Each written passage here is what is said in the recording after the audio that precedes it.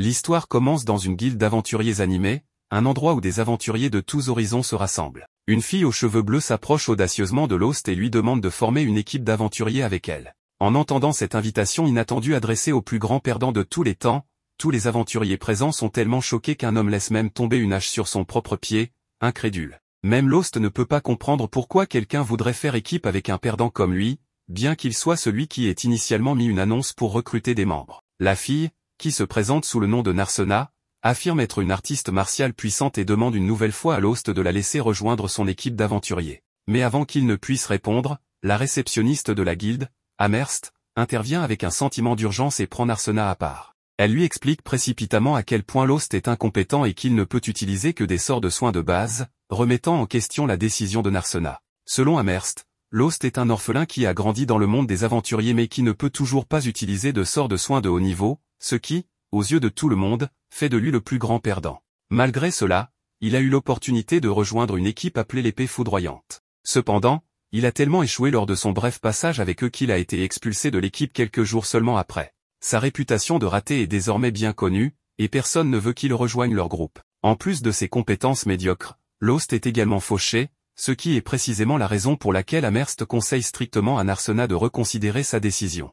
Narsena, cependant, reste imperturbable face aux avertissements. Elle dit à Amherst de ne pas s'inquiéter et montre nonchalamment combien d'argent elle a sur elle. Amherst la prévient rapidement de ne pas étaler sa richesse en public, en insistant sur le fait qu'il y a trop de personnes mal intentionnées qui pourraient la prendre pour cible. Malgré ce conseil, Narsena ne semble pas trop préoccupée par sa sécurité. En fait, elle affirme qu'elle veut faire équipe avec Lost depuis longtemps. Elle renvoie la réceptionniste curieuse et retourne auprès de Lost pour reprendre leur conversation. Alors qu'elle est occupée, Ansam l'approche pour lui demander si Lost a décidé de rejoindre un nouveau groupe, mais elle révèle que Lost est trop incompétent pour... Pendant que Lost remplit le formulaire, Narsena admire son sérieux et sa détermination, laissant entendre qu'elle pourrait avoir un faible pour lui. Lorsque Lost lève soudainement les yeux vers elle, elle est surprise, révélant clairement son affection naissante. Après être officiellement devenue une équipe, Lost et Narsena se serrent la main, scellant leur nouvelle amitié dans un moment sincère. Ils traversent la ville de Marmont, où Lost mentionne que cet endroit est construit près d'un labyrinthe qui n'a pas encore été entièrement exploré.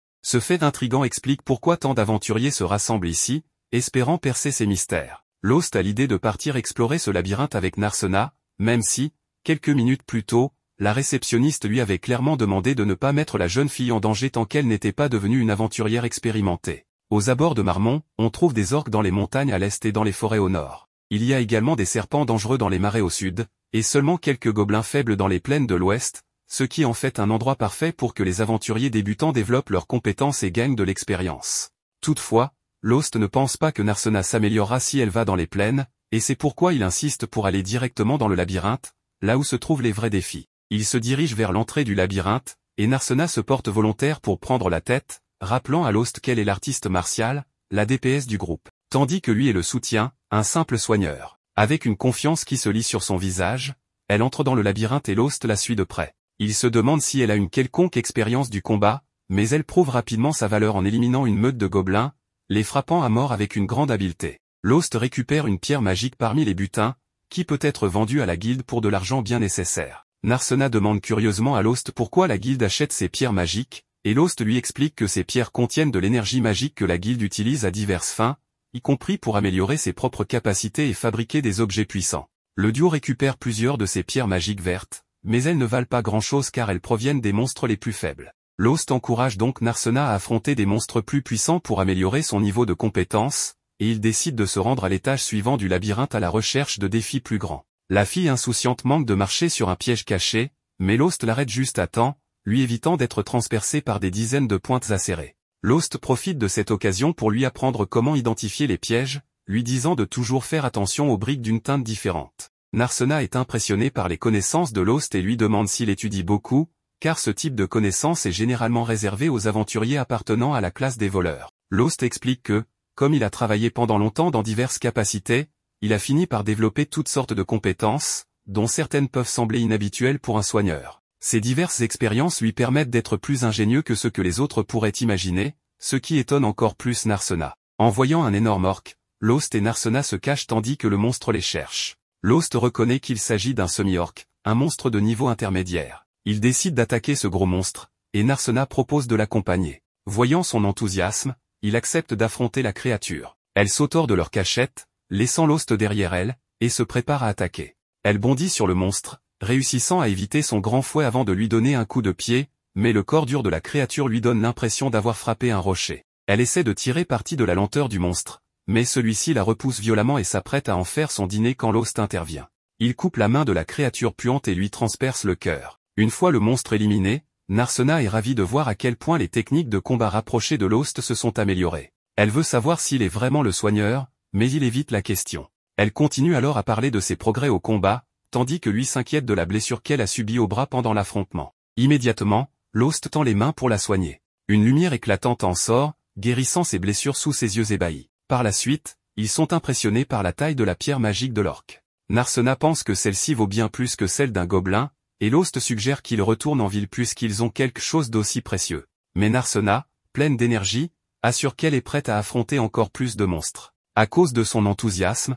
il décide de continuer à chasser. Plus tard dans la journée, après avoir abattu davantage d'orques et récupéré leurs pierres magiques, ils se rendent à la guilde des aventuriers pour les échanger. En arrivant, Amherst s'inquiète que Lost ait emmené Narsena dans le labyrinthe, car c'était risqué. Cependant, il lui informe que c'est Narsena qui avait insisté pour l'accompagner, ce qu'il avait accepté. Il lui montre ensuite les pierres qu'ils ont récupérées, et Amherst est ravi de voir autant de pierres d'orques, qui sont bien plus précieuses que d'autres pierres magiques. Elle leur demande s'ils veulent les échanger, et ils confirment. Heureuse, elle procède à l'échange, et sa joie surprend Lost. Ce n'est qu'à ce moment que Narsena l'informe que conclure un tel échange permet à Amherst d'augmenter son salaire. Quand Amherst leur remet le paiement pour la pierre, Lost est choqué jusqu'aux os. Il n'avait jamais imaginé qu'elle pouvait valoir autant, ce qui lui fait réaliser à quel point il s'était fait arnaquer auparavant. Apparemment, son ancien groupe l'avait trompé gravement. En réalisant cela, Narsena pense qu'il devrait déposer une plainte. Elle demande à Amherst si c'est possible, et celle-ci affirme qu'il devrait payer des frais pour cela. Ne voulant pas faire toute une histoire, Lost choisit d'être la personne la plus mature et de laisser tomber. En entendant cela, les deux filles décident de ne pas aller plus loin. Cependant, Amherst le presse de donner exactement la moitié des gains à Narsena, ce qui lui assure qu'il fera. Une fois l'accord conclu, les deux quittent Amherst tandis que Sam, le patron d'Amherst, fixe Lost du regard. Pendant ce temps, Amherst passe son temps à compter l'argent supplémentaire qu'elle a gagné, et elle le fait avec une grande joie. Alors qu'elle est occupée, Sam l'approche pour lui demander si Lost a décidé de rejoindre un nouveau groupe, mais elle révèle que Lost est trop incompétent pour être accepté par un quelconque groupe. Elle attire cependant son attention sur Narsena, qu'elle trouve très spéciale. Ce soir-là, Lost et Narsena arrivent chez Madame Meali pour louer une chambre. En entrant dans la zone du restaurant, ils sont accueillis par sa fille, qui semble beaucoup apprécier Lost. Cependant, lorsqu'elle voit Narsena, elle la regarde avec dégoût et demande si elle est le nouveau membre pathétique de son groupe. Lost est surpris d'apprendre que la nouvelle s'est répandue dans toute la ville. En réponse, elle lui dit que tout le monde en ville a appris à quel point il est incompétent, ce qui fait de lui un choix difficile pour tout membre de groupe. À ce moment-là, il demande une chambre pour la nuit, et la fille l'envoie voir sa mère. Quand Madame Meali voit Lost et Narsena, elle suppose immédiatement que les deux forment un couple et qu'ils sont là pour s'entraîner. Elle leur demande alors s'ils ne veulent qu'une seule chambre, et Lost décline rapidement l'offre, disant qu'ils auront besoin de chambres séparées. Apparemment, son instinct fraternel n'est pas en état de marche. De son côté, Narsena souhaite qu'ils obtiennent une seule chambre, car même si elle appelle Lost grand frère, cela ne la dérange pas de partager la même chambre avec lui si cela signifie qu'elle peut ressentir la présence de son grand frère à ses côtés. Avant que les deux ne se rendent dans leur chambre, Madame Meali leur propose de leur donner à manger. Après avoir mangé, ils se dirigent chacun vers leur chambre, se souhaitant mutuellement une bonne nuit. En entrant dans sa chambre, Narsena est toujours attristée que Lost n'ait pas accepté de partager la chambre avec elle. Elle se souvient de la première fois où ils se sont rencontrés, à l'époque, elle n'était encore qu'une petite fille avec des ecchymoses sur tout le corps. La voyant dans cet état, Lost l'avait soignée. Son geste généreux l'avait alors motivée à devenir une aventurière. Elle était convaincue qu'un jour, elle s'associerait avec lui, devenant ainsi son protecteur si le besoin s'en faisait sentir. Depuis, elle s'était entraînée dur et avait vu une opportunité parfaite de le retrouver lorsqu'elle avait appris qu'il avait été expulsé de son ancien groupe. Cela l'avait confortée dans l'idée de former un nouveau groupe avec lui.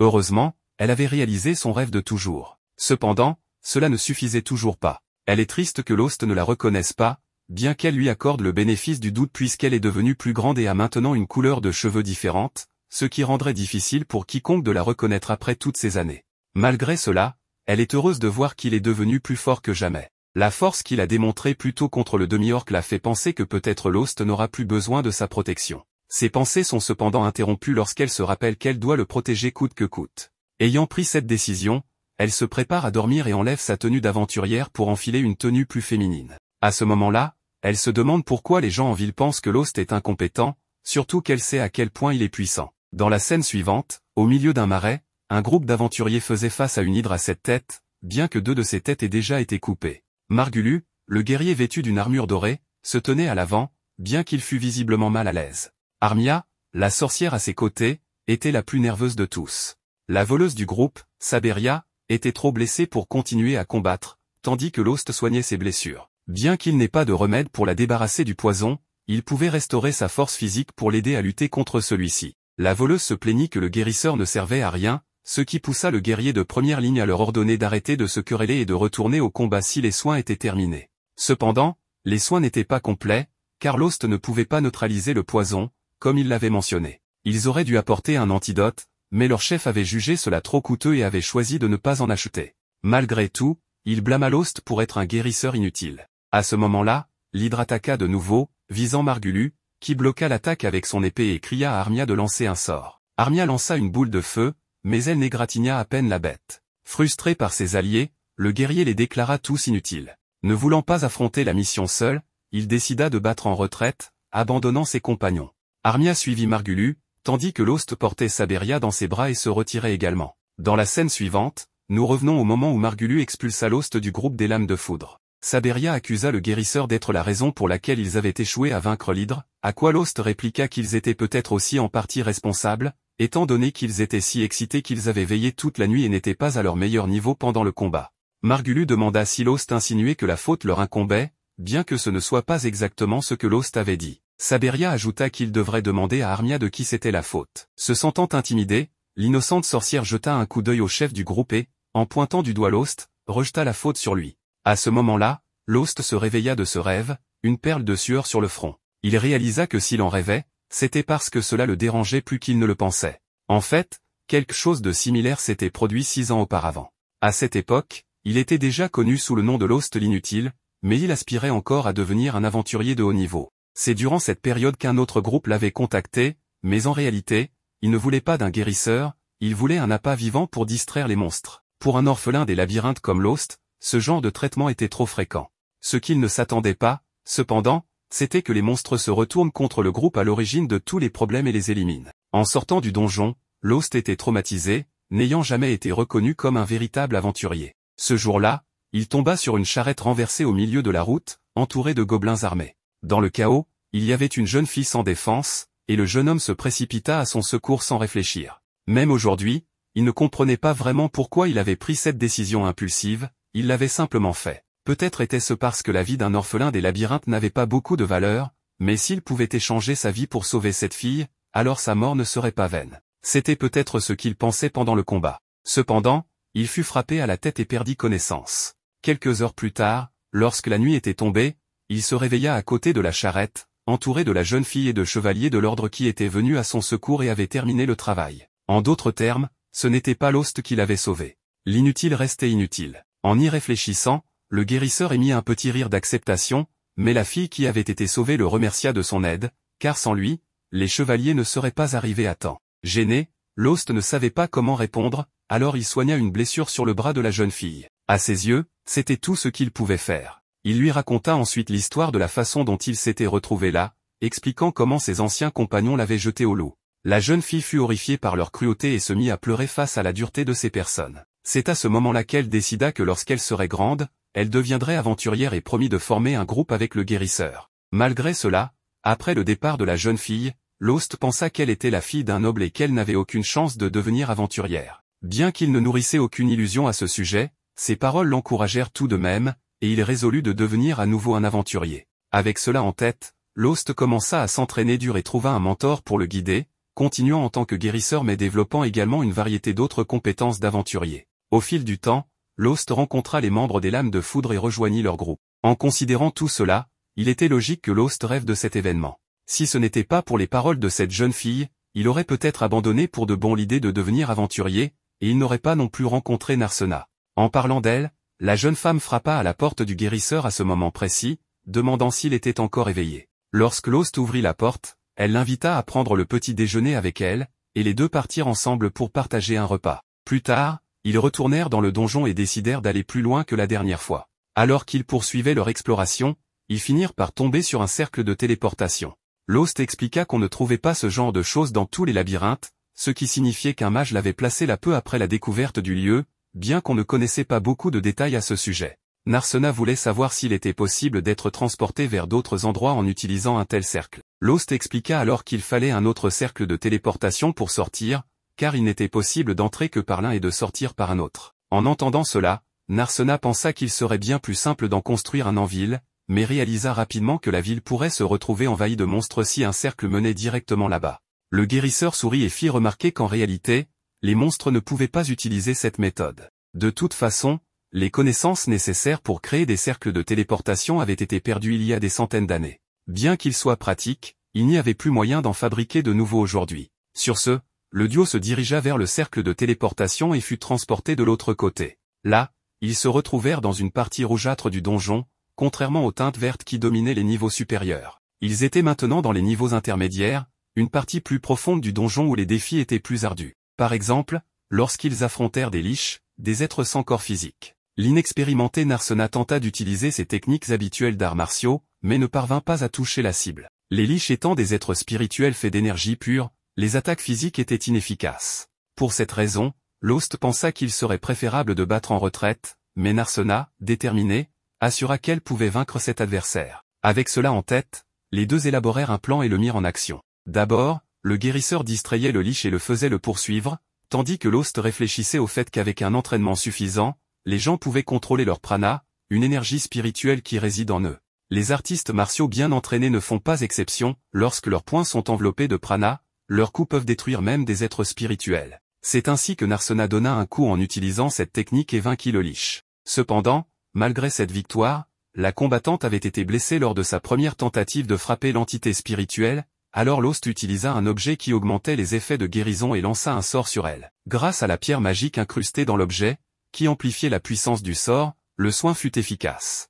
La guilde fournissait ces pierres aux artisans, qui fabriquaient des objets spéciaux à partir d'elles, et ces objets revenaient finalement aux aventuriers. Après avoir été soignés, et en parlant des pierres magiques, Narsena se demanda combien ils allaient gagner grâce à celles qu'ils avaient obtenues en vainquant le liche. De retour à la guilde, Amherst fut une fois de plus stupéfait par le nombre de pierres que le duo avait réussi à collecter et leur demanda de revenir aussi souvent que possible. Alors qu'ils quittaient la guilde, maintenant de nuit, Lost remarqua qu'il ne s'était pas attendu à gagner autant d'argent avec ces pierres, et Narsena convenait que c'était une grande surprise. Soudain, une foule se formait plus loin, où deux hommes se disputaient à propos de quelque chose. Le duo s'approcha pour voir ce qui se passait, et Lost nota que ce genre de dispute était devenu assez courant, car des aventuriers ayant eu des ennuis ailleurs affluaient dans cette ville. Cela rappela à Narsena quelque chose qu'Amherst avait mentionné. Selon Lost, c'était un énorme inconvénient pour les aventuriers et les habitants de la ville qui respectaient les règles, mais il décida de laisser tomber, disant qu'il était temps de célébrer l'argent gagné ce jour-là avec un bon dîner. Et en effet,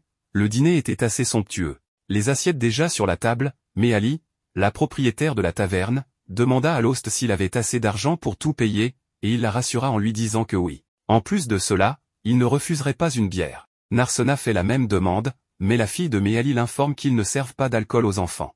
Narsena menace de protester, mais Lost convient qu'il est un peu trop tôt pour que sa jeune compagne boive de la bière, alors il laisse tomber le sujet. Au milieu du repas, Narsena interroge Lost au sujet d'un bâtiment étrange sans porte ni fenêtre, car il y en a plusieurs dans la ville et elle ne sait pas ce qu'ils sont. Lost admet qu'il était lui aussi curieux à ce sujet et fut surpris d'apprendre que même les ouvriers qui les avaient construits ne savaient pas à quoi ils servaient, ni qui avait commandé leur construction. Les ouvriers ont expliqué que le projet venait d'un agent représentant un autre agent, et ainsi de suite. Face à cela, Narsena commente que celui qui a commandé ces bâtiments ne voulait clairement pas être identifié. Lost, cependant, ne s'en inquiète pas tant que cela ne fait de mal à personne, bien qu'il aurait préféré qu'ils construisent un mur autour de la ville au lieu de ces structures étranges. Narsena est d'accord, car la ville pourrait être vulnérable, surtout qu'elle n'a même pas de fossé. Cependant, elle apprécie aussi de pouvoir voir loin à l'horizon. Lost insiste sur le fait que cela est problématique en temps de guerre, car il serait impossible d'empêcher les ennemis d'entrer. Narsena, cependant, n'est pas préoccupé par les envahisseurs, quel que soit le danger qui surgit, qu'il s'agisse de voleurs ou de monstres, les aventuriers de la ville pourront les repousser. Plus tard, après être rentrés chez eux et avoir échangé leurs adieux, ils se dirigent chacun vers leur chambre. Enfin, presque, car Narsena appelle brièvement son compagnon pour dire quelque chose, puis change d'avis et prétend que ce n'était rien. Allongé seul dans son lit, Elle regrette de ne pas avoir dit, encore une fois, qu'elle aurait préféré partager une chambre avec lui. De son côté, Lost se sent heureux de faire à nouveau partie d'un groupe. Même s'il pense qu'il ne reverra jamais cette petite fille, il sent que grâce à Narsena, il pourra continuer à vivre des aventures encore un moment. Le lendemain, Margulu présente le nouveau guérisseur des lames de foudre, nommé Lyra. Elle salue le reste du groupe, mais les autres filles ne semblent pas ravies de cette nouvelle recrue. Sabria refuse même de la regarder, tandis qu'Arma peine à dire quoi que ce soit. En revanche, le chef est absolument ravi, assurant à tout le monde que, désormais, ils pourront vaincre l'hydre. Pendant ce temps, un vieil homme assis sur un trône demande si la princesse endormie est en ville, et son subordonné l'informe qu'elle a formé un groupe avec Lost. À court de temps, l'homme ordonne à son subordonné de se débarrasser du guérisseur inutile. Ensuite, l'équipe de la Lame Éclair observe de loin l'hydre qui les avait déjà vaincus par le passé. Alors qu'ils planifient une nouvelle attaque, leur chef est déterminé à venger la défaite passée. Il explique aux autres que lui et le guérisseur attaqueront de front, pendant que le voleur passera par l'arrière et que le mage les soutiendra avec sa magie. Lyra, la nouvelle guérisseuse du groupe, rejette cette idée, car elle ne se sent pas capable de combattre en première ligne. Cela surprend le reste de l'équipe, car leur ancien guérisseur, Lost, était plus que compétent pour ce rôle et avait même réussi à trancher la tête de l'hydre lors de leur dernier combat. Le chef dit alors à Lyra de rester en retrait et de se concentrer sur les soins et le traitement des poisons, affirmant que, d'une manière ou d'une autre, ils viendront à bout de l'hydre, même sans Lost. Pendant ce temps, au hall de la guilde, Lost et Narsena rapportent une nouvelle moisson impressionnante de butin provenant du donjon. Amherst se demande si tous ces trésors viennent vraiment des niveaux inférieurs et si les deux ne se mettent pas en danger inutilement.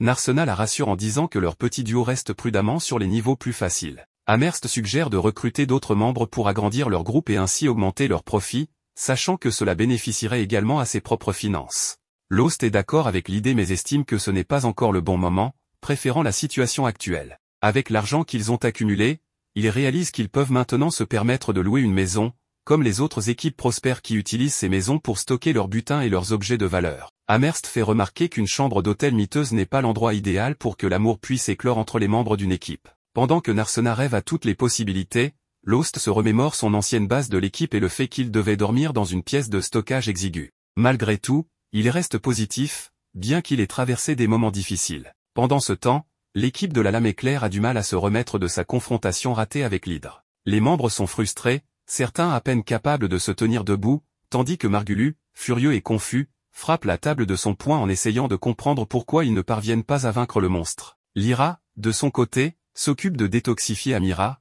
blessée, pendant que les autres se querellent. Ils commencent peu à peu à réaliser que Lost, leur ancien guérisseur, était peut-être plus utile qu'ils ne le pensaient, malgré ses plaintes constantes. Margulu décide d'aller retrouver Lost et de lui demander de revenir dans l'équipe. Il se convainc que personne ne pourrait refuser de rejoindre l'illustre équipe de la Lame Éclair. Un peu plus tard, Lyra est réveillée par Amira, qui se sent beaucoup mieux après avoir été soignée. En cherchant de la nourriture, elle découvre que Margulu et Sibéria ont disparu, et elle se demande où ils ont bien pu aller. En réalité, les deux sont partis chercher leur ancien coéquipier. Margulu, sans la moindre honte, propose à Lost de rejoindre l'équipe, comme si c'était un cadeau, tout en riant et en prétendant que les mauvais traitements passés n'étaient qu'un simple malentendu. Il devient vite clair que Margulu a investi tout l'argent de Lost dans ses armures de pacotille, il enchaîne les excuses sur la mauvaise conduite de l'équipe envers leur ancien coéquipier et promet que les choses seront différentes désormais, allant même jusqu'à dénigrer la nouvelle guérisseuse, la qualifiant de femme inutile. À la surprise générale, Lost le remercie.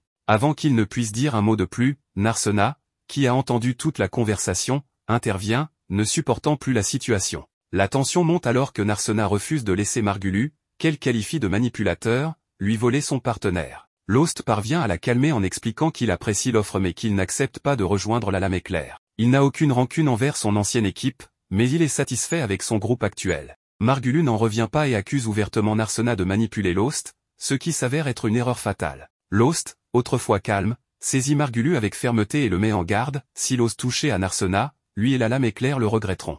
Lost et Narsena quittent alors Margulu, frustré et légèrement ébranlé, qui ordonne à Amherst de lui trouver un nouveau membre d'équipe pour affronter l'hydre. Ils ont besoin de quelqu'un de fort et capable de tenir la ligne de front. C'est à ce moment qu'un mystérieux guerrier masqué se présente pour offrir ses services. Margulu, bien que méfiant, décide de tester l'inconnu en l'attaquant. Malgré les avertissements d'Amherst, qui rappelle qu'il est interdit de se battre dans le hall de la guilde, Margulu fonce tête baissée sur l'homme masqué. En un instant, le chef de la Lame Éclair est désarmé avec une facilité embarrassante. Le mystérieux bretteur, victorieux, révèle son nom, Shig, ce qui convainc Margulu de l'accepter dans l'équipe. Plus tard, Sheila frappe à la porte de Lost. Depuis sa chambre, Narsena s'inquiète que la visiteuse essaie de se rapprocher de Lost avant elle. Mais il s'avère que Sheila vient simplement informer le duo qu'ils ont des invités, Armia et Lyra, les deux membres de l'ancienne équipe de Lost. Inquiète de leur prochaine confrontation avec l'Hydre, elle lui demande de l'aide. Il était assez fort pour couper la tête du monstre la dernière fois, alors sa présence pourrait les aider à vaincre la bête sans que personne ne soit grièvement blessé. Narsena soulève un bon point en se demandant ce qui retient Armia et Lyra avec la lame éclair, étant donné que personne dans l'équipe ne semble heureux. Armia explique que malgré ses nombreux défauts, Margulius reste leur coéquipier, et qu'elle croit en la loyauté. Cette remarque exaspère Narsena, qui lui rappelle que Lost était également son coéquipier, et pourtant elle l'a maltraité. Submergée par la culpabilité, Armia fond en larmes et avoue qu'elle a suivi Margulius par peur d'être expulsée de l'équipe, la seule à laquelle elle ait jamais appartenu. Elle implore le pardon de Lost, et Lyra tente de convaincre ce dernier de la sincérité d'Armia, en se remémorant comment elle murmurait son nom pendant son sommeil empoisonné.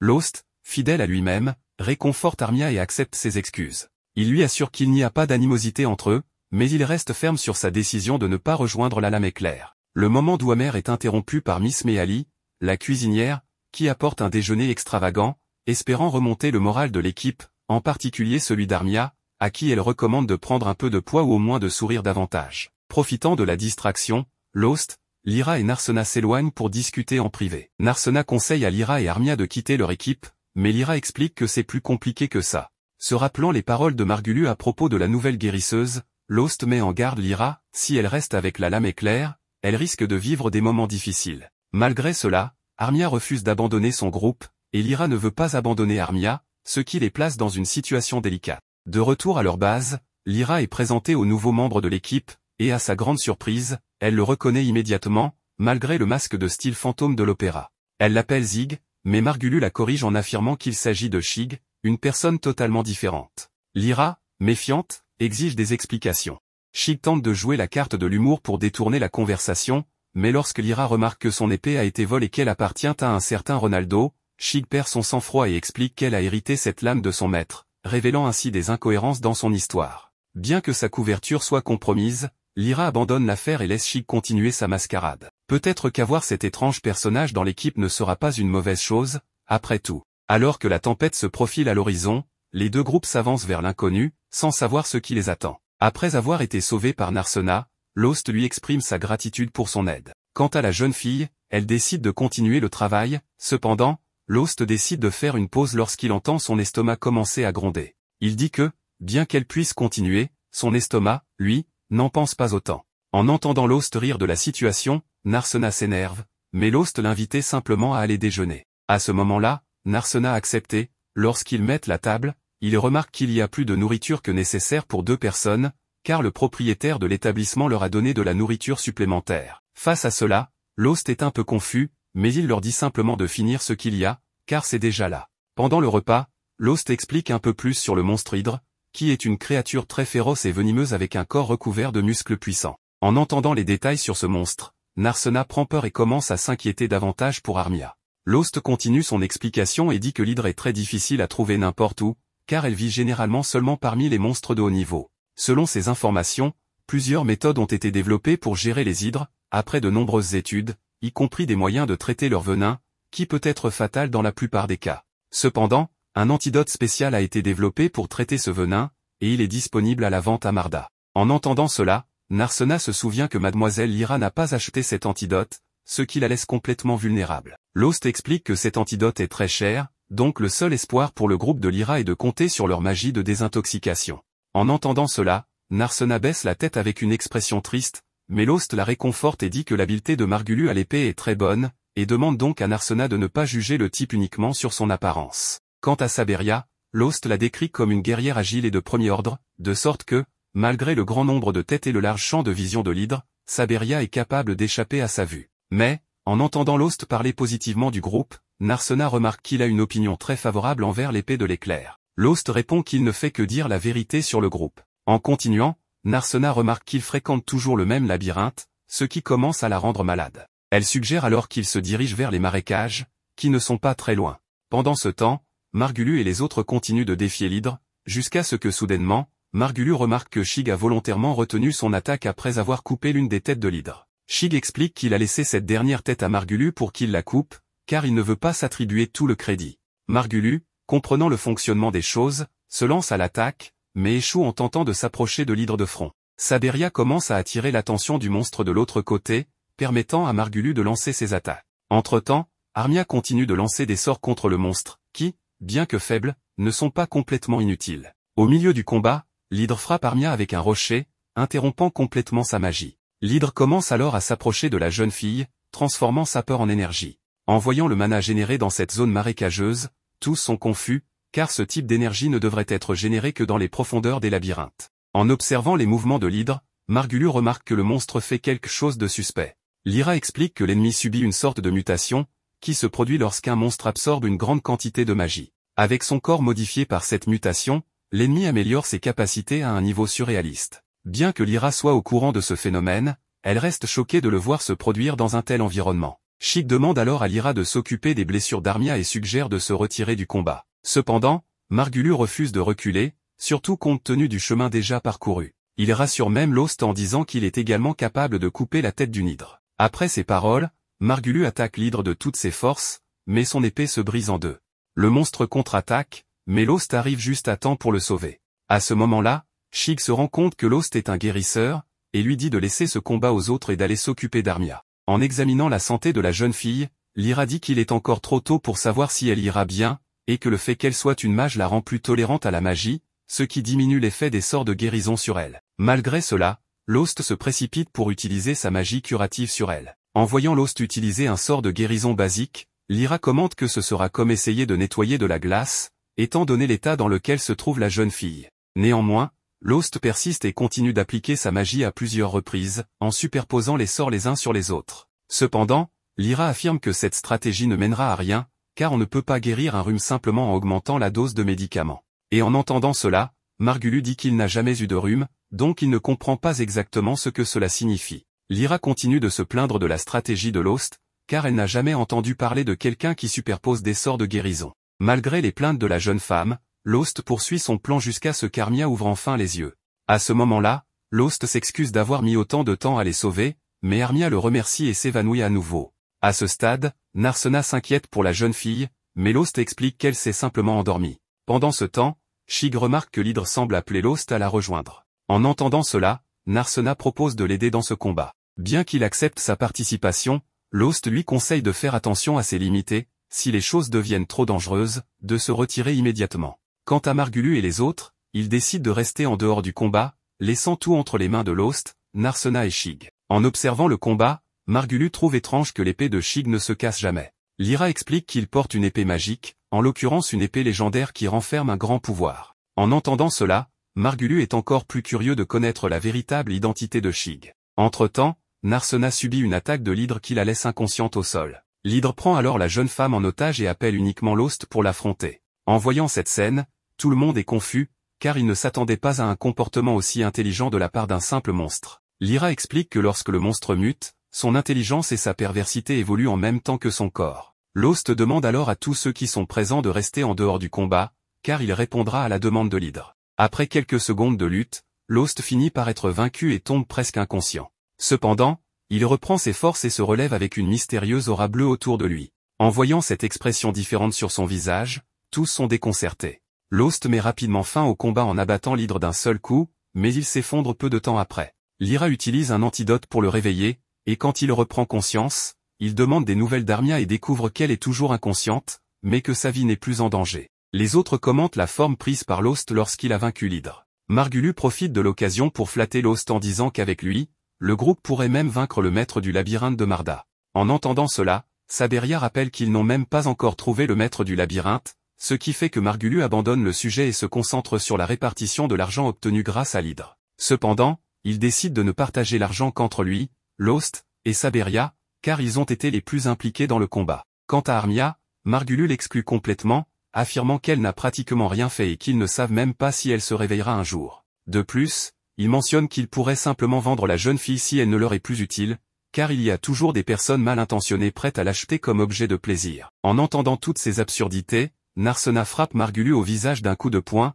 ce qui le fait se plaindre en lui rappelant que l'agression physique est interdite par la guilde. Cependant, les autres font semblant de n'avoir rien vu. Saberia, en revanche, se range du côté de Margulu et est prête à témoigner en sa faveur devant la guilde. En entendant cela, Shig se souvient d'une autre raison d'accuser Margulu, ce dernier avait parlé plus tôt de la possibilité de vendre Armia, ce qui est un cas de traite des personnes. Pour aggraver les choses, Lyra se rappelle que le plan de Margulu était de vendre la jeune fille à un aristocrate dégénéré, ce qui rend l'infraction encore plus grave. En entendant cela, Shig affiche un air cynique de stupéfaction et dit qu'il ne peut tolérer cela. Il demande à ses amis de l'accompagner à la guilde pour porter plainte. À leur arrivée, Margulu découvre que Shig était en réalité un aventurier officiellement mandaté par la guilde des aventuriers de la ville royale. Shig explique que son nom n'était qu'un déguisement, car son véritable nom est différent.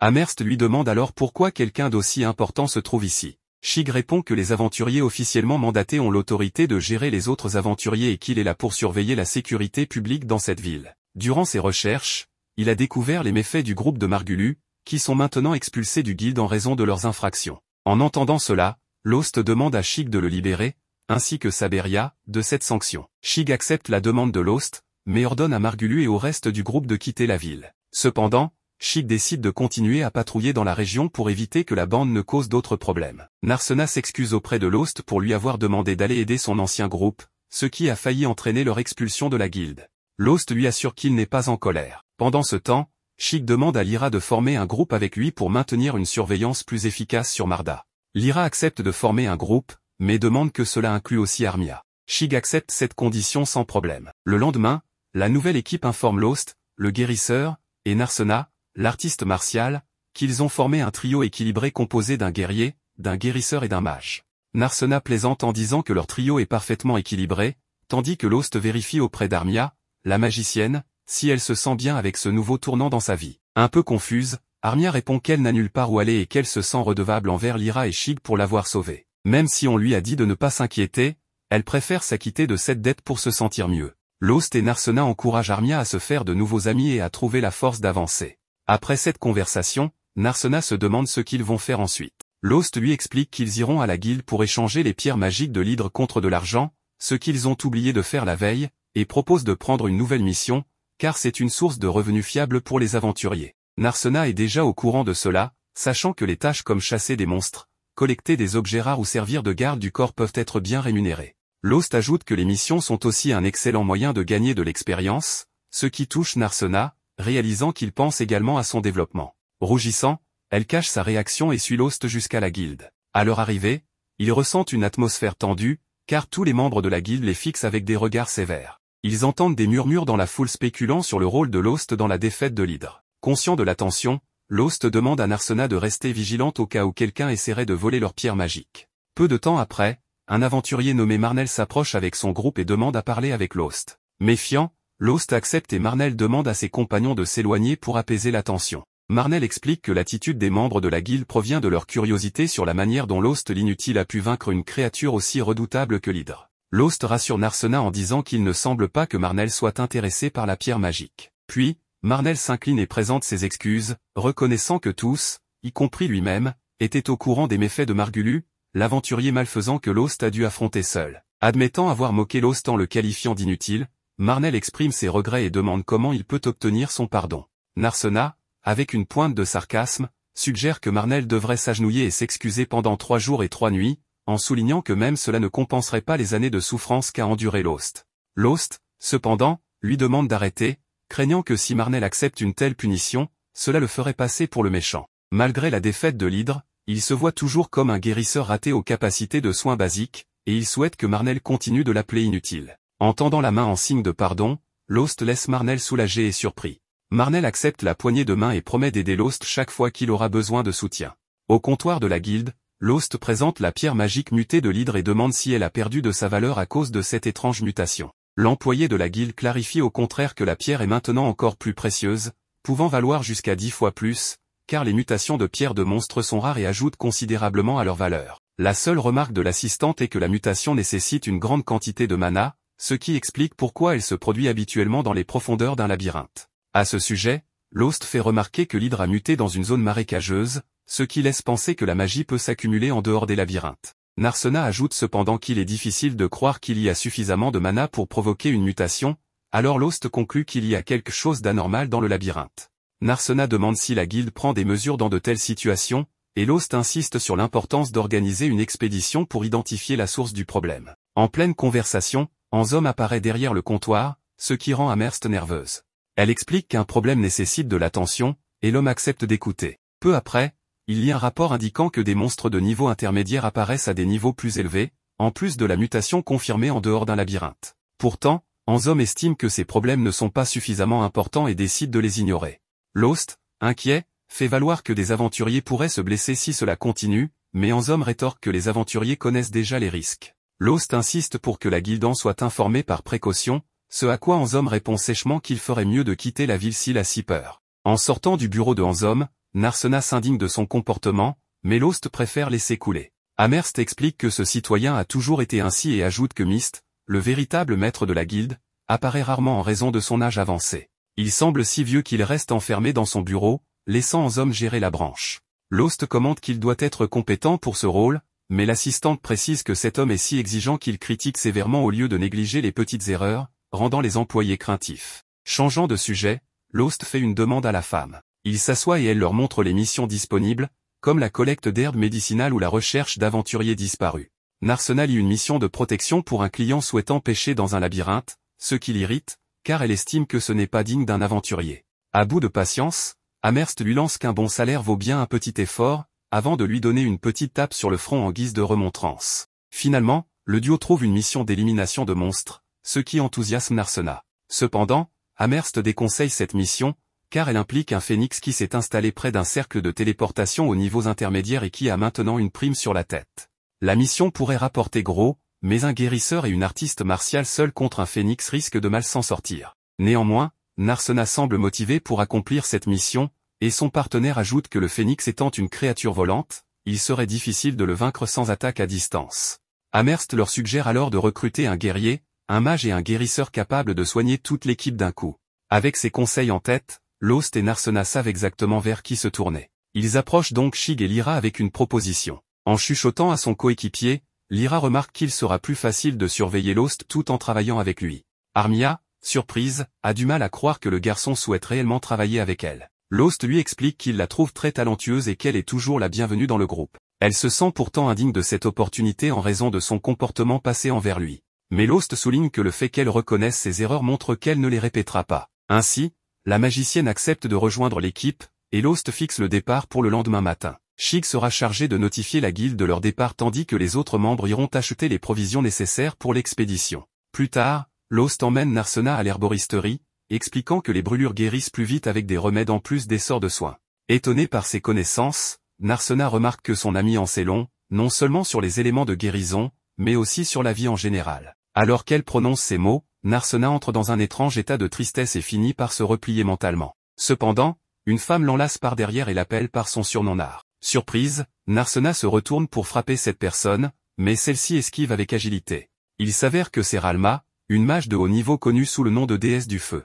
Narsena est stupéfaite car cela fait des années qu'elles ne se sont pas vues. Ralma a accepté la demande du père de Narsena de veiller sur sa fille, puisque cette dernière a soudainement quitté la maison, comme si elle fuyait. En observant Lost, la mage soupçonne que ce jeune homme pourrait être la cause de cette fuite. Lost réagit en disant qu'il est heureux de revoir son ancienne maîtresse, ce qui laisse Narsena sans voix. Les trois se retrouvent dans une taverne, où Lost explique qu'il y a eu un moment où il a étudié sous la tutelle de Ralma. Pendant ce temps, Narsena connaît Ralma parce qu'elle est une vieille amie de son père. La mage demande au guérisseur de quitter la table pour discuter de sujets personnels avec Narsena, mais le jeune homme refuse, affirmant qu'il fait partie du groupe avec elle et qu'ils se font mutuellement confiance. De plus, il devine que Ralma a peut-être reçu pour mission de ramener Narsena chez elle contre sa volonté. Pour prouver qu'il n'est plus le même étudiant d'autrefois, il esquive une boule de feu lancée par son ancienne maîtresse. Lost parvient à convaincre Ralma qu'il peut rester à la table. Narsena explique alors qu'elle n'a pas fui la maison, elle était simplement pressée et n'a pas eu le temps de prévenir ses parents,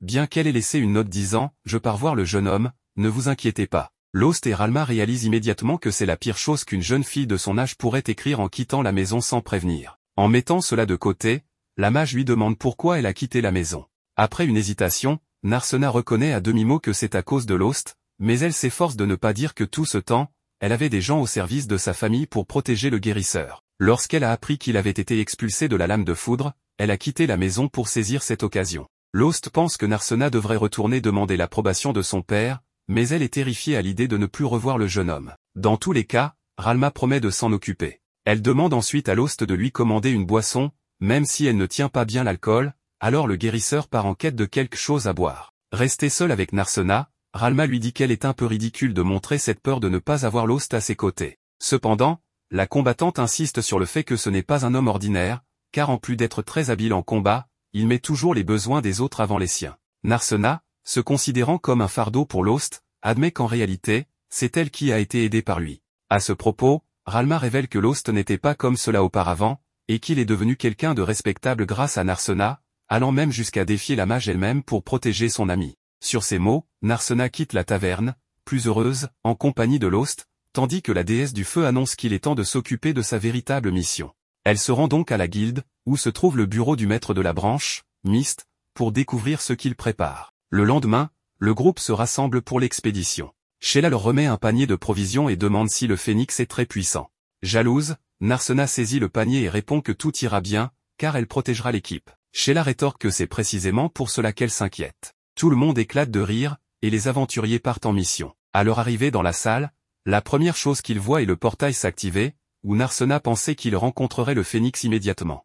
Cependant, l'host lui explique aimablement qu'un phénix est bien trop grand pour entrer dans cette petite salle. Le groupe commence donc à avancer en envisageant un plan de secours, car malgré leur statut de sénateur, ils pourraient risquer leur vie. Armia se demande s'ils sont dans la bonne salle, pensant à une possible erreur, mais l'host les rassure qu'ils sont bien au bon endroit et que même l'ennemi est en train de passer la porte juste devant eux.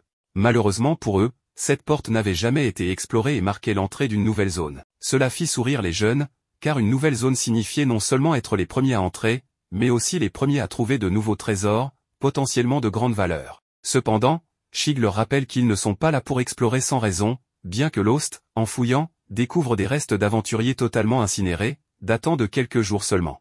Une fois prêt, l'host lance une pierre vers le nid de la bête, se rappelant que les phénix sont généralement des créatures territoriales, ce qui se confirme quand la bête apparaît à travers un portail, enveloppé de flammes, prête à les incinérer tous.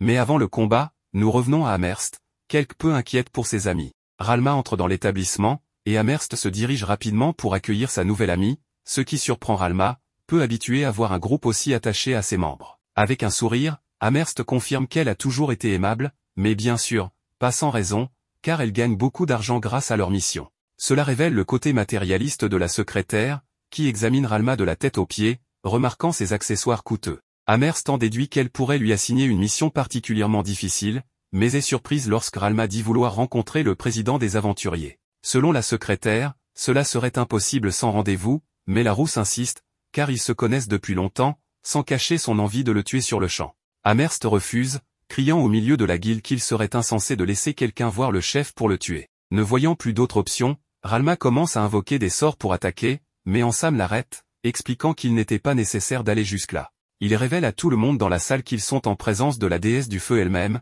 qui, si elle le souhaitait, pourrait incinérer toute la ville en quelques secondes, ce qui laisse Ralma quelque peu satisfaite de parler avec quelqu'un qui la respecte. Dans un changement de scène, on retrouve le phénix, qui, pour une raison inconnue, n'a pas attaqué tout ce temps. Selon Narsena, c'était parce qu'ils étaient trop bas, les obligeant à attaquer depuis les airs pour l'atteindre. L'host, sachant manier l'arc, envisage de tenter quelques tirs, mais le phénix profite d'un moment de distraction pour viser Narsena. Sans l'intervention de l'host, cela aurait pu très mal tourner. L'host trouve que cette attaque sournoise n'est pas digne d'une créature légendaire. Plus loin, Ansam se demande si on va encore lui reprocher l'affaire de l'hydre qui avait évolué toute seule, comme un incident similaire dans le passé, ce qui attise la curiosité de Ralma. Ansam ne nie pas qu'il leur avait suggéré de partir s'ils avaient trop peur. Ralma n'était pas là pour discuter de futilité et, étant donné le temps écoulé depuis sa dernière visite, elle est préoccupée par les bandes de malfrats dans la région. Elle cherche à savoir pourquoi ils n'ont pas été expulsés depuis longtemps.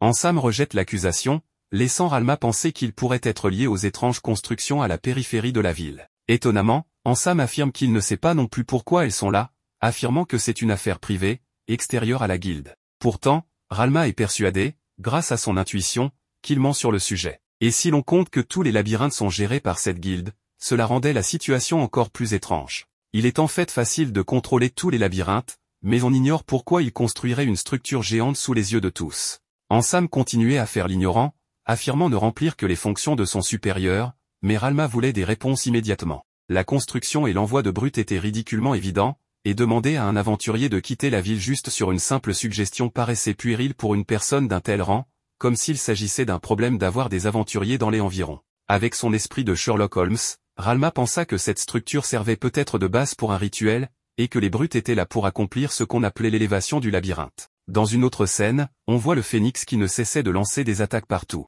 Même si cela semblait mal visé, Shig savait que cela finirait par créer un océan de flammes autour d'eux. Lyra commençait même à avoir du mal à respirer, et pour Narsena, ces attaques paraissaient stratégiques. Cependant, Lost lui rappela que n'importe qui, à 5 contre 1, utiliserait une telle tactique pour se défendre. Shig, de son côté, fut surpris de voir un monstre agir ainsi, se disant que cela pouvait aussi être un instinct naturel. Le phénix avançait rapidement vers eux, et Shig ordonna à Armia d'utiliser un sort d'eau pour viser les ailes de la créature. Bien qu'il soit fait de feu, ses ailes fonctionnaient comme celles d'un oiseau normal, et l'eau affaiblirait sûrement sa puissance, ce qui donnerait à Shig suffisamment de distance pour achever le travail. Pour encourager Armia, Narsena lui promit de la protéger avec l'aide de Lost pendant qu'elle lançait son sort. Leur plan mis en place, Shig, Lost et Narsena attirèrent l'attention du phénix, permettant ainsi à la jeune fille de lancer son sort en toute tranquillité. Lyra comprenait que malgré tout ce qui s'était passé, la petite fille avait l'impression que son équipe doutait d'elle et espérait qu'Armia lui accorderait davantage de confiance après cet événement.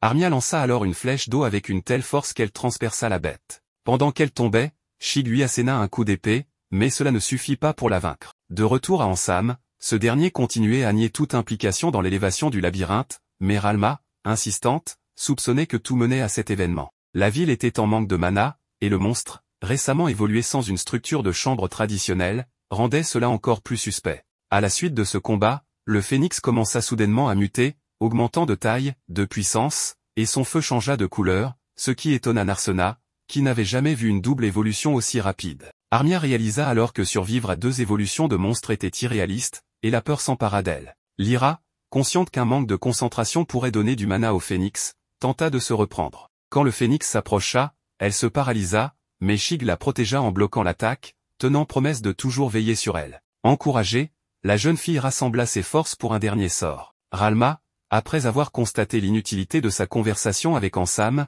examina les installations mystérieuses avec son feu et remarqua qu'elles étaient faites d'un matériau étrange, confirmant ses soupçons. Entre-temps, le phénix, frappé par Narsena, ne fut pas blessé, et Lost la défendit courageusement jusqu'à ce que son épée se désintègre sous la chaleur. Lyra utilisa un sort de guérison pour donner un dernier coup de pouce à la jeune fille, qui lança alors une nouvelle flèche, mais cette fois de glace, 10 fois plus grande, qui coupa l'aile du phénix.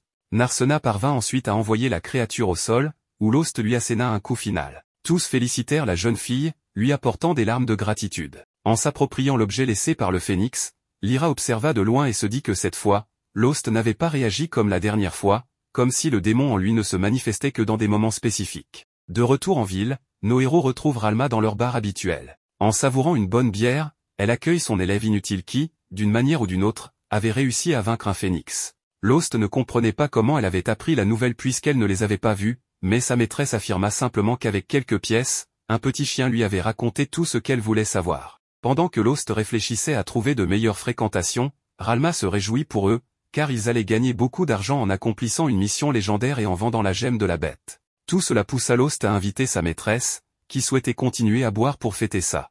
Au milieu du repas, la rouquine remarqua que sa viande était l'une des moins chères du marché, et quand Sheila apparut pour les servir, elle quitta la table, offensée d'un simple regard. En réalité, Ralma ne voulait offenser personne, mais elle savait que comparée à la nourriture du palais, celle-ci devait vraiment être fade. Cette dernière remarque surprit tout le monde à la table, alors Ralma expliqua que Narsena était la future comtesse d'Analestria. Cette révélation surprit tout le monde, y compris Lost, qui découvrait que la jeune femme qui l'avait encouragé des années auparavant continuait à jouer ce rôle dans sa vie. Pendant ce temps, Ansam informait son maître de la 2e évolution du phénix et mentionna que la déesse du feu se mêlait des affaires de la ville. L'ancien espérait qu'Ansam résoudrait rapidement ce dernier petit problème. À ce moment précis, nous voyons que nos protagonistes reçoivent très peu d'argent, ce qui provoque la colère de Narsena. Pour elle, cette misère, en échange d'une pierre magique de phénix, était une véritable insulte, surtout compte tenu de la difficulté qu'ils avaient eu à vaincre cette créature, qui, en plus, était mutée. Bien qu'Amherst n'appréciait pas non plus la somme, Narsena insistait sur le fait qu'elle avait été celle qui les avait motivés à partir en premier lieu, et elle refusait d'accepter une telle misère. Amherst, de son côté, voulait que Narsena voie au moins ce qu'ils avaient reçu avant de se plaindre. En ouvrant la bourse, ils découvrirent qu'on ne leur avait pas remis les habituelles pièces d'argent, mais de magnifiques pièces d'or. Si cela avait été des pièces d'argent, il leur aurait été impossible d'en transporter autant. Cela gonfla l'ego d'Amherst, qui se moqua des jeunes d'aujourd'hui, les trouvant mal élevés. Lost n'eut alors d'autre choix que de donner un généreux pourboire à celui qui leur obtenait toujours les meilleurs prix. Cependant, Amherst remarqua que Lost semblait étrange. Cherchant à savoir ce qui n'allait pas, Narsena affirma immédiatement que ce n'était rien. Mais, au fond, elle savait que son secret, le fait d'être une princesse, l'avait affectée. Dans la ville, un spectacle racontait aux enfants l'histoire d'un terrible dragon qui avait terrorisé la cité pendant 200 longues années, jusqu'à ce qu'un héros apparaisse pour les sauver. De retour à Lost, il mangeait comme d'habitude avec sa compagne, mais son comportement restait inhabituel. Pour rompre le silence, Narsena proposa de louer, enfin, des maisons séparées, car ils avaient suffisamment d'argent pour tenir un moment. Cette proposition surprit Lost. Néanmoins, sa compagne tenait à le faire, Amherst ayant recommandé un endroit plus luxueux en guise de récompense. Bien que l'idée ne déplût pas complètement à Lost, il voulut savoir si l'auberge de Meali avait quelque chose qui déplaisait à Narsena. Celle-ci affirma qu'il s'agissait d'un lieu confortable, avec de bons repas, bien que parfois bruyant à cause de l'affluence. En réalité, Narsena voulait un endroit tranquille pour discuter longuement avec Lost, sans interruption, en buvant quelque chose de chaud et en regardant le feu la nuit. Elle souhaitait évoquer leurs nombreuses aventures et renforcer leurs liens. Peut-être, pensait-elle, une nuit de tels échanges pourrait dégénérer en quelque chose de plus intime. Mais ces pensées étaient déjà trop pour l'esprit pervers de Narsena. De son côté, Lost ne voulait pas déménager, estimant qu'il valait mieux économiser leur butin plutôt que de le gaspiller inutilement. Il pensait également qu'il serait injuste de garder tout l'argent sans le partager avec Shig, qui leur avait proposé de rejoindre son groupe, les trouvant compatibles avec lui. Cela fit réfléchir Narsena, qui se demandait s'il devait vraiment rejoindre Shig alors que ce n'était pas strictement nécessaire. Mais Lost, en termes de combat, voyait l'avantage, Shig était à un niveau totalement différent des autres aventuriers, et à mesure qu'ils exploreraient des donjons de plus en plus profonds, avoir Shig à leur côté serait un atout précieux. Lost, perdu dans ses pensées, laissa Narsena parler seule. Celle-ci, prise au dépourvu, clarifia qu'elle pensait également que rejoindre Shig était une bonne idée. Cette nuit-là, ils célébrèrent en buvant ensemble, et Meali leur offrit un délicieux poulet pour fêter l'événement. Après une longue soirée, Armia, la plus jeune, fut la première à céder au sommeil, et Lyra s'occupa d'elle. Avant de partir, elle rappela à Shig d'essayer de devenir ami avec Lost maintenant qu'il était dans leur groupe. Narsena profita de l'occasion pour avoir une discussion entre filles avec Lyra. Elle lui confia avoir tenté de convaincre Lost qu'ils devraient vivre ensemble, mais qu'il avait immédiatement refusé. Narsena se demandait même si Lost lui en voulait de lui avoir menti pendant tout ce temps. Lyra jugea cela peu probable, affirmant qu'il était évident que Lost tenait beaucoup à elle. Elle supposa plutôt que Lost était simplement timide ou lent à comprendre ce genre de choses. Chaque homme ayant sa propre personnalité, peut-être que Narsena devrait apprendre à mieux le connaître pour se rapprocher de lui. Ces paroles redonnèrent à Narsena un nouvel espoir, laissant son imagination s'envoler à nouveau. Il était évident qu'il avait la déesse de l'amour en face de lui, surtout avec cette allure de femme mûre qui semblait avoir vécu 1000 relations.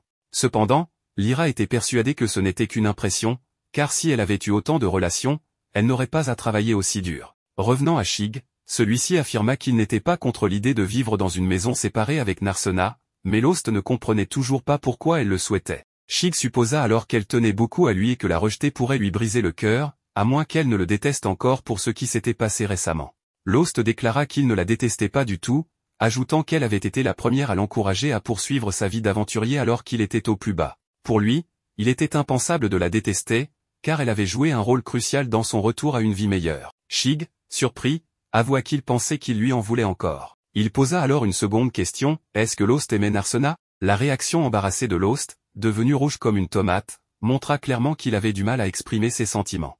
Lyra expliqua que Shig avait toujours eu ce problème, en racontant comment elle avait rejoint son équipe des années auparavant. Étant très jolie, beaucoup d'hommes la harcelaient et certains rejoignaient même l'équipe de Shig uniquement pour se rapprocher d'elle. Ces confidences nocturnes réveillèrent Armia, intriguée par l'histoire. Lyra raconta qu'un jour, alors que Shig était absent, un de ses coéquipiers avait failli lui faire des avances déplacées. Heureusement, étant forte, elle s'en était sortie sans problème. Quand Shig revint, l'affaire était close pour tout le monde, sauf pour lui. Après avoir corrigé l'individu, Shig disparut mystérieusement sans dire un mot. Plus tard, il expliqua qu'il n'avait pas su comment réagir, ce qui l'avait poussé à s'éloigner. Par le hasard de la vie, ils s'étaient retrouvés, et malgré tout, Lyra ne lui en voulait pas. Lors d'une discussion avec ses amis, Lyra admit que l'attitude de Shig l'avait frustrée, mais elle n'avait jamais été en colère contre lui. Pendant ce temps, Sheila, qui observait à distance, nota que Shig semblait plaire à Lyra. Revenant à Shig, celui-ci déclara qu'il serait absurde de nier ses sentiments. S'il aimait Narsena, il ferait mieux d'accepter de vivre seul avec elle. Lost, touché par le fait que Narsena ait proposé de vivre avec lui, confirma cependant qu'il devait encore clarifier quelque chose. Avant qu'il ne puisse expliquer, Amherst apparut pour demander une bière et mentionna que son enquête était terminée. Amherst souligna que son travail de recherche était individuel et que Shig n'avait pas à se mêler de ses affaires. Mais comme il faisait maintenant partie de la même équipe, cela importait peu. Il poursuivit avec des détails sur son rapport, évoquant Narsena, fille unique de la comtesse Anna Lestoria, et comment sa carrière d'aventurière rendait sa vie dangereuse pour son peuple. Shig expliqua qu'il avait rencontré des aventuriers ayant des talents variés, y compris d'excellents médecins. Mais une princesse, c'était une toute autre histoire. Lost demanda alors si sa famille approuvait son choix de vie. D'après Amherst, son père avait pardonné Narsena à cause d'un événement important. Narsena révéla que ses cheveux n'étaient pas naturels. Elle avait été blonde, comme le reste de sa famille, mais un jour, elle avait décidé de les teindre. Ce détail n'avait aucun sens pour Lyra, mais Armia trouvait que c'était une belle couleur et qu'il n'y avait pas lieu de s'inquiéter. Ce changement de couleur avait empêché Lost de reconnaître Narsena comme la petite fille qu'il avait connue. Cependant, ce fut aussi la raison pour laquelle son père ne s'était pas opposé à son choix de vie. Selon Shig, ce changement signifiait qu'elle ne vivrait peut-être pas longtemps, ce qui avait conduit sa famille à vouloir qu'elle profite pleinement de sa vie. Shig partagea une ancienne histoire à ce sujet, mais avant qu'il n'en dise plus, Amherst mentionna que ceux capables de frapper un phénix à main nue ne partiraient pas facilement dans l'au-delà. Son rapport spécial terminé, il fallait remettre l'argent. Pour Shig, cela semblait exagéré, mais Lost était prêt à payer pour en apprendre davantage sur Narsena. Shig continua à partager du vin avec son nouvel ami. De son côté, Narsena, en tant que princesse aux cheveux magiques et aventurière, vivait un amour d'enfance que ses amis avaient du mal à comprendre. Quand vint le tour de Lyra de régler ses propres problèmes, elle alla voir Shig pour avoir un moment à deux. Elle lui avoua avec embarras vouloir être sa compagne de vie, ce qui surprit le chevalier. Il répondit qu'il y réfléchirait, une réponse maladroite mais pas totalement déplacée vu sa personnalité. Lyra, sans attendre, déclara qu'elle voulait juste bien s'entendre avec lui pour toujours, ce que Shig accepta aussi. Narsena, qui observait à distance, décida de demander à Lost un moment privé pour discuter de quelque chose d'important. Dans l'histoire principale, il fut révélé que le dragon ne pouvait être vaincu qu'avec le sacrifice de la princesse. Convaincue que le héros représentait l'avenir de la ville, elle se sacrifia courageusement. Cette nuit-là, alors que tout le monde dormait, Narsena ne parvint pas à trouver le sommeil. Maintenant, passons à un groupe d'aventuriers qui ne s'attendaient pas à rencontrer un semi-orc dans la chambre. Bien que le meilleur chemin ait été de se cacher pour passer, il semble que cet orc n'était pas le seul dans la pièce. C'est pourquoi le plus jeune du groupe, nommé Kate, fut appelé à aider ou plutôt à servir d'appât pour distraire le monstre. Pendant ce temps, tous ses compagnons, entre guillemets, en ont profité pour s'enfuir. Avant de découvrir ce qui est arrivé au jeune garçon, nous voyons Narsena toujours en train de manger, alors que tout le groupe avait fini il y a environ 2 heures. Cette étrange attitude fut attribuée à Lost, qui avait proposé à Narsena de parler de quelque chose d'important plus tard. Lyra critiqua cette manière de faire, affirmant qu'il était cruel de ne pas préciser les intentions, car cela ne faisait que troubler le cœur d'une jeune fille. Lost reçut alors l'ordre de ne pas prolonger davantage cette situation déjà tendue. Malgré tout, il savait qu'il devait attendre. Avec Narsena continuant d'agir bizarrement, il était clair que cela ne pouvait plus durer. Lost décida alors de prendre les devants pour encourager mentalement son ami. Il se leva pour lui révéler ce qu'il avait à dire, mais alors que Narsena écoutait, totalement embarrassé, Kate arriva au réfectoire, gravement blessé. En s'occupant de lui, on ne put entendre le potin. Après avoir soigné Kate, Lost révéla que ses blessures n'étaient pas graves et qu'il serait facile de le guérir. Lyra et la petite Sheila se proposèrent même de le surveiller. Cela incita Narsena à se demander pourquoi Sheila faisait cela. Quand la mère de Sheila, Meali, apparut, elle expliqua que Kate était son meilleur ami.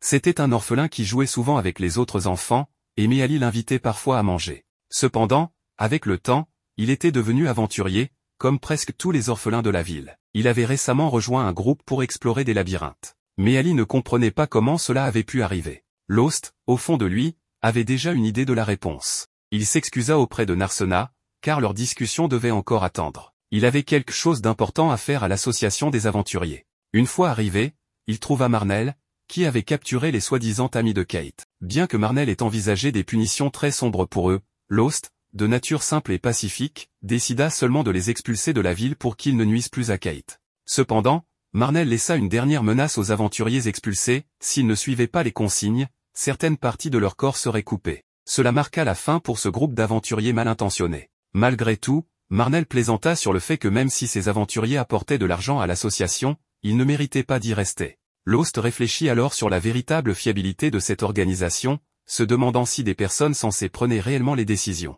Lorsqu'un supérieur arriva pour demander des explications sur les sanctions infligées sans autorisation, il insista sur le fait qu'expulser des aventuriers de cette manière était illégal. Malgré cela, il semblait clair pour Lost que cette organisation ne changerait pas ses pratiques. Ansam, un autre aventurier, expliqua que le lien entre les orphelins et le métier d'aventurier était une réalité dans cette ville, car devenir aventurier était souvent leur seule option.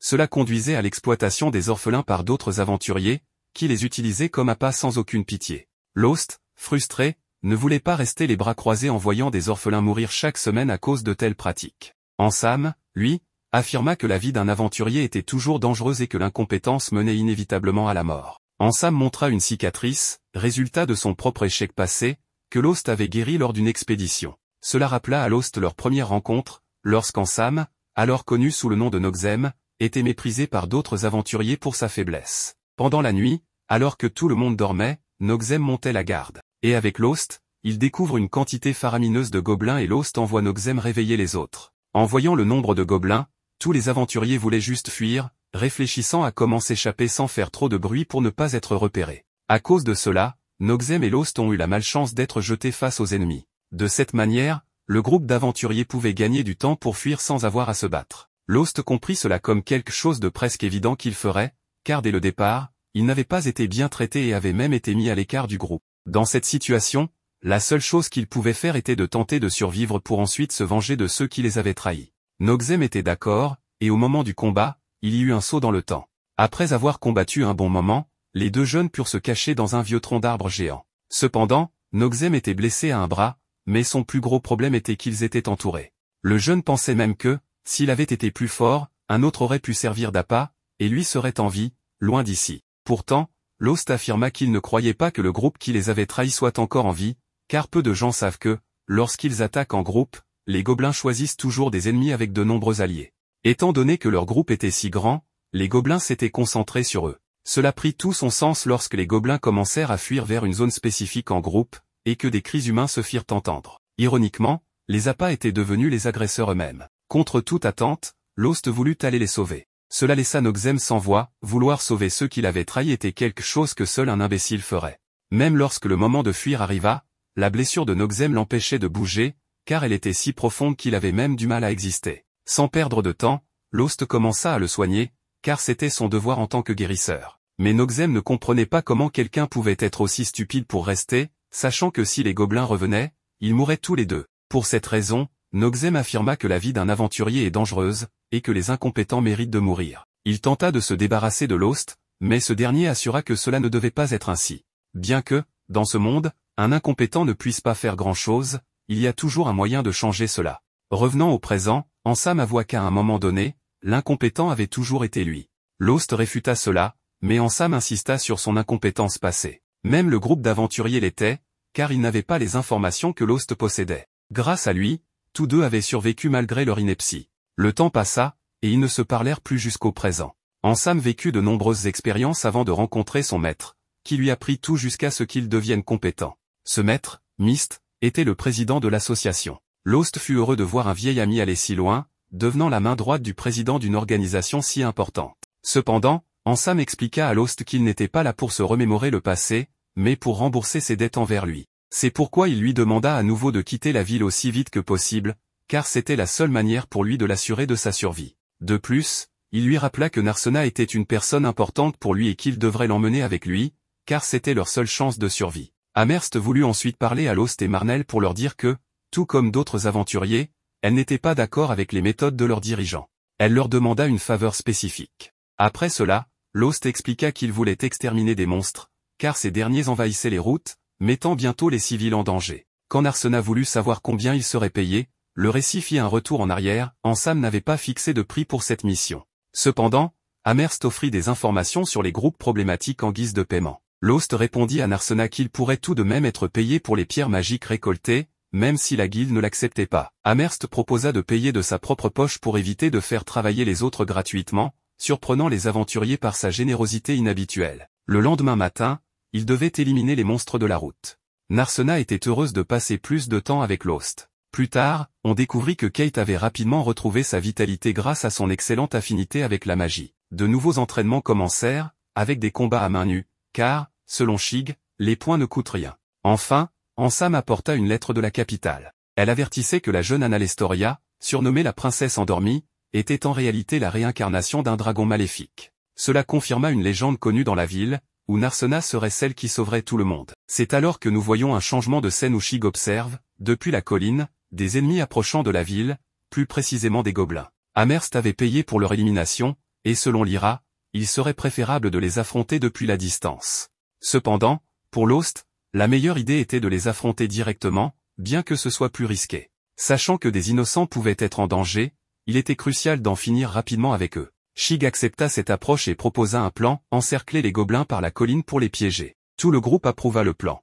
En contournant la colline, ils aperçurent une carriole qui rappela à nos protagonistes leur première rencontre. Mais avec les gobelins si proches, il n'y avait pas de temps pour les souvenirs. Ainsi débuta leur mission d'extermination des gobelins. Cette situation rappela à Narsena une précédente rencontre où, face à un chariot renversé, elle n'avait pu que pleurer, tandis que Lost se souvenait avoir autrefois chargé les gobelins avec son épée, craignant pour sa vie. Cette fois, les gobelins furent vaincus avec une facilité déconcertante, leur permettant de récupérer une quantité importante de roches. Cependant, sans raison apparente, un gigantesque tremblement de terre se fit entendre, ressenti dans tout le royaume. Même Myst, le chef de la guilde, comprit qu'un événement majeur allait se produire. Nos héros se précipitèrent pour vérifier si Marie allait bien. Heureusement, seuls quelques plats avaient été cassés. Pendant ce temps, un des compagnons de Marnell arriva avec un message urgent concernant le tremblement entendu près de l'entrée de la ville. En arrivant auprès de Marnell, ils constatèrent qu'il restait encore des gobelins, ce qui paraissait insensé à Narsena, car ils les avaient tous éliminés quelques heures auparavant, y compris les rois gobelins. Face à cette menace, Marnell rappela que ce n'était pas une mission officielle, donc non rémunérée. Néanmoins, ses amis décidèrent de combattre pour protéger les innocents. Ensemble, ils parvinrent à percer les rangs des gobelins et à atteindre leur roi. Lost réussit à lui couper un bras, mais le roi commença à chanter, annonçant que tous finiraient par mourir. Les gobelins plus jeunes répétèrent sinistrement ces mots, créant une scène troublante, car ces créatures ne parlent normalement pas la langue des humains. Malgré cela, Lost encouragea son groupe à ne pas reculer et à protéger la ville. Motivés, ils éliminèrent presque tous les gobelins, bien que le roi continuât à parler de l'extermination de l'humanité. Lorsque son cristal commença à scintiller, il devint évident qu'il évoluait, expliquant peut-être leur capacité à parler. Pourtant, cette évolution semblait trop puissante pour être vraie. Comme si cela ne suffisait pas, le groupe fut informé d'une nouvelle attaque gobeline, cette fois par un groupe plus vaste, ce qui obligea Shig à envisager de demander l'aide d'autres aventuriers. En se rendant à la guilde, ils trouvèrent une foule de personnes essayant d'accepter un maximum de missions, attirées par des récompenses ridiculement élevées, parfois plus lucratives que la chasse d'un phénix. Amherst, de son côté, agissait de manière inhabituelle en payant à l'avance pour inciter les aventuriers à accepter des missions. Cependant, certains volaient simplement l'argent, et Ansam, son supérieur, ne semblait rien faire pour l'empêcher. Lost suspectait un plan derrière tout cela. Alors qu'ils discutaient, soudain, le maître de Lost, Ralma, fait son entrée au devant de la scène. Après cela, ils vont à la bibliothèque où Amherst consulta un livre ancien et découvrit des récits sur un événement appelé l'éveil des labyrinthes. Cet événement impliquait une augmentation massive et inexplicable de monstres quittant leur labyrinthe, souvent pour attaquer les villes ou villages proches. La seule manière de stopper cet éveil était d'éliminer tous les monstres, forçant ainsi le labyrinthe à consommer son énergie magique pour en créer d'autres. Ce phénomène, bien qu'ancien, n'avait pas été oublié dans les archives de la capitale, et Ralma confirma qu'il en avait lu dans sa ville natale. La discussion se poursuivit alors que les compagnons de Marnell installaient des étagères en pleine rue. Selon Lost, cela pourrait être une bonne méthode pour protéger les proches, car si le soulèvement durait trop longtemps, les aventuriers pourraient ne pas réussir à sauver tout le monde, et un petit mur ne serait pas une mauvaise idée pour ralentir l'ennemi. C'est à ce moment-là que nous voyons Marnell réprimander Kate pour vouloir affronter les gobelins alors qu'elle est si jeune. L'aventurier lui rappela alors combien elle serait inutile au combat. Cependant, si quelqu'un pouvait transmettre des informations et des ordres, cela pourrait s'avérer nécessaire. Cela poussa les jeunes à simplement informer les autres de la direction à prendre en cas d'attaque, ce qui rappela à Lost son passé, car il avait lui-même été comme eux autrefois. Quant à Marnell, son seul souhait était de les protéger, vu le grand nombre d'ennemis.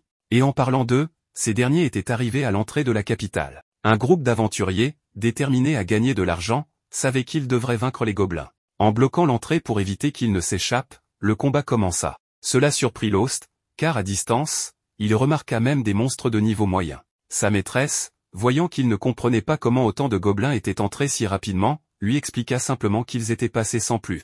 Elle lui rappela également qu'il devrait arrêter de se sentir coupable pour tout, car depuis son réveil, il n'avait cessé d'essayer de résoudre ces invasions. C'est alors que deux liches apparurent en plein jour et ordonnèrent aux monstres de tuer tous les humains possibles. Tandis que Shig réfléchissait à la possibilité d'une mutation, Ralma profita du moment pour attaquer les monstres distraits avec son feu et gagner du terrain. Pendant ce temps, le reste du groupe faisait tout son possible pour remporter la victoire. Après un certain temps, bien que la victoire semblait proche pour les humains, une seconde vague de gobelins était prête à continuer le combat. Contrairement aux gobelins, Ralma était à bout de force et décida de prendre un repos bien mérité, laissant Shig et Lost parmi les rares encore capables de lutter. Au milieu du combat, Shig perdit le contrôle après avoir trébuché sur une bûche, le laissant à la merci de l'ennemi. Soudain, sans explication, quelque chose commença à éliminer tous les monstres de la zone. En même temps, Shig fut réprimandé pour une erreur de novice. À ce moment-là, Ronaldo apparut. Il était un maître d'armes qui avait autrefois formé Narsena. Malgré une certaine tristesse que son élève ait préféré les arts martiaux à l'escrime,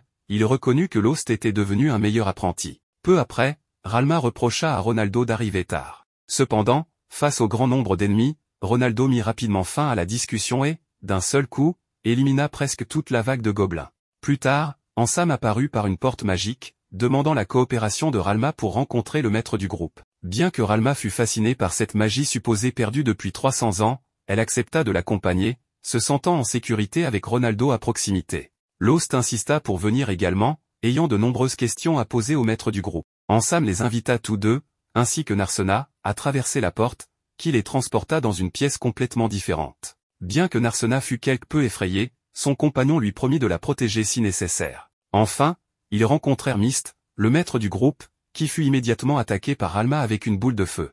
Cependant, Myst, un elfe et le dernier de son espèce, évita de justesse l'attaque. Selon Ralma, il avait la malchance de ne pas avoir obtenu la faveur des dieux. Myst, bien que contrarié par l'attitude de Ralma, révéla une nouvelle information importante, demandant à Ralma si c'est ainsi qu'elle parle à son maître, ce qui surprend les élèves de Ralma, qui se rendent compte qu'ils sont devant le maître de leur maître. Comme nous le voyons, Ralma avait beaucoup de respect pour Myst, car en tant que dernier elfe, il était également le seul capable de manipuler des sorts puissants qui, techniquement, n'existaient plus. Cela était dû au fait que Myst avait vécu plus de 600 ans, étant peut-être le plus puissant de tous. Cependant, Lost était plus impressionné par le fait que sa maîtresse avait elle-même un maître. Pendant ce temps, Myst ne cessait de fixer Narsena, ce que la jeune femme finit par remarquer. Mais comme Ralma n'avait pas de temps à perdre, elle voulait savoir pourquoi son maître, qui ne lui envoyait jamais de message, avait soudainement décidé de lui parler comme s'il se souciait d'elle. Ces mots attristaient Myst, un vieil homme déjà accablé par la mélancolie, une tristesse qui semblait également toucher Ansam en voyant son maître. Ce comportement laissait entendre à Ralma que son maître avait trouvé quelqu'un de meilleur à entraîner. Cependant,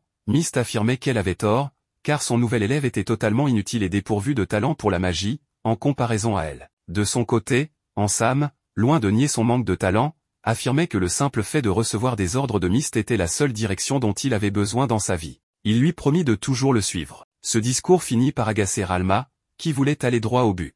Myst, conscient que ce qu'il allait dire prendrait un certain temps, fit apparaître des chaises en cristal pour parler plus calmement. Un saut temporel montra que Ralma voyait cela comme une preuve supplémentaire que son maître était responsable d'attirer des gens indignes d'être aventuriers dans la ville. Myst expliqua alors que la phrase souvent répétée par Ansam, « Par si cela ne te plaît pas », visait à protéger les aventuriers et les habitants les plus faibles du présent difficile. Étant donné son âge, Myst savait prédire les événements à venir. Il interrogea le groupe pour savoir s'ils avaient remarqué les signes récents dans les donjons, notamment les monstres puissants et les incidents d'évolution qui s'étaient multipliés. Quand Narsena demanda pourquoi les aventuriers n'avaient pas été avertis de cet événement, Ansam rétorqua qu'il n'y avait pas de raison de le faire. Lost affirma avec bon sens que cela leur aurait permis de se préparer. Ansam expliqua que bien qu'ils sachent que cela arriverait, ils ignoraient la date exacte, cela pouvait être aujourd'hui ou dans 2 ans. Par conséquent, prévenir à l'avance aurait simplement conduit à l'oubli. Ralma n'était pas convaincue, pensant qu'il y avait d'autres raisons inavouées. Elle soupçonnait même que Myst contrôlait ces événements, ce que ce dernier démentit. S'il en avait eu le pouvoir, il aurait arrêté tout cela pour éviter de perdre son temps à expliquer les choses. Il révéla qu'il n'avait rien dit parce qu'une autorité supérieure leur avait ordonné de garder le silence. Myst précisa que ce n'était pas le simple ordre de la guilde locale, mais de ceux qui dirigent toutes les guildes d'aventuriers du pays. Même si Ansam hésitait à en parler, Myst n'y voyait plus d'inconvénient, car la situation actuelle rendait tout évident. Ralma expliqua que les jours à venir seraient très durs, avec des monstres surgissant sans cesse, affectant de nombreuses villes, jusqu'à ce que les donjons perdent suffisamment d'énergie pour que les monstres disparaissent. Cependant, étant éloignés de la capitale, il savait que les dirigeants les plus importants n'en souffriraient pas et qu'eux devraient faire tout le travail sale. Cette idée indigna Narsena, qui voyait les habitants des environs condamnés à subir les conséquences. Ralma demanda à Myst si les gigantesques piliers disséminés dans la ville étaient une mesure pour limiter les pertes. Myst confirma que c'était une sorte de dernier recours. Myst proposa alors un marché à Ralma, étant la personne avec le plus de magie dans son corps, elle était la plus apte à les aider. Ansam expliqua qu'il devait descendre au niveau le plus bas du donjon pour vaincre le chef final. Bien que cela semble impossible, ils avaient une idée approximative de l'endroit où ils se trouvaient, et l'éliminer réduirait considérablement l'énergie du donjon. Ralma accepta, prête à mettre fin à cette folie. Pendant ce temps, la porte de Ansam a conduit nos protagonistes à leur destination, où le plan commencerait avec Ralma activant une autre entrée secrète. Avant d'entrer, elle a dit à son élève que, bien qu'ils travaillent ensemble sur un plan, ils ne devaient en aucun cas faire confiance à Myst. Après cette mise en garde, Ralma a fait ses adieux à son élève pour être utilisé comme une sorte de batterie capable de générer suffisamment d'énergie pour ériger un mur de lumière empêchant tout monstre d'entrer. Comme pour plaisanter, Lost se remémora le jour où il avait affirmé qu'il n'y avait pas de mur dans la ville, tout en sachant que sa maîtresse lui avait toujours assuré que cette ville possédait le mur le plus solide du monde. Du côté des aventuriers, ils ont pu se sauver grâce au bouclier de Ralma, ce qui leur a donné le temps nécessaire pour venir en aide au reste de la ville. Shig, avec beaucoup d'efforts, réussit à vaincre un des ennemis, ce qui fut remarqué par son maître, qui lui permit de se reposer après tout ce qu'il avait accompli. Cela facilita également la tâche des autres aventuriers pour affronter leurs ennemis. Lorsque Lost et Narsena revinrent, ils racontèrent tout ce qui s'était passé. Cependant, Ronaldo trouva étrange que Ralma accepte d'être utilisée comme batterie humaine. Lost s'en aperçut aussi, d'autant plus que le mur couvrait même le ciel, ce qui nécessitait une quantité de magie incroyablement colossale. Bien que sa maîtresse fût puissante, elle risquait de manquer d'énergie. Selon Armia, l'utilisation excessive de magie pourrait entraîner une fatigue magique pour Ralma, bien que cette règle ne s'applique pas si l'énergie du mage est directement absorbée par la zone où il se trouve. Les adieux de Ralma commencèrent à prendre plus de sens pour Lost. Au même moment, un nouveau monstre fit son apparition, un griffon se dirigeant droit sur eux. Bien que Ralma ait érigé un bouclier, le monstre tenta continuellement de le briser, l'obligeant à consommer plus de magie que nécessaire. Ronaldo et son groupe décidèrent d'aider Lost, lui rappelant qu'il devait davantage faire confiance à ses amis. Petit à petit, les monstres commencèrent à s'éloigner, mais une nouvelle menace surgit, un Fenrir, une créature extrêmement rapide et dangereuse. Shig tremblait de peur, bien qu'il prétendît être excité.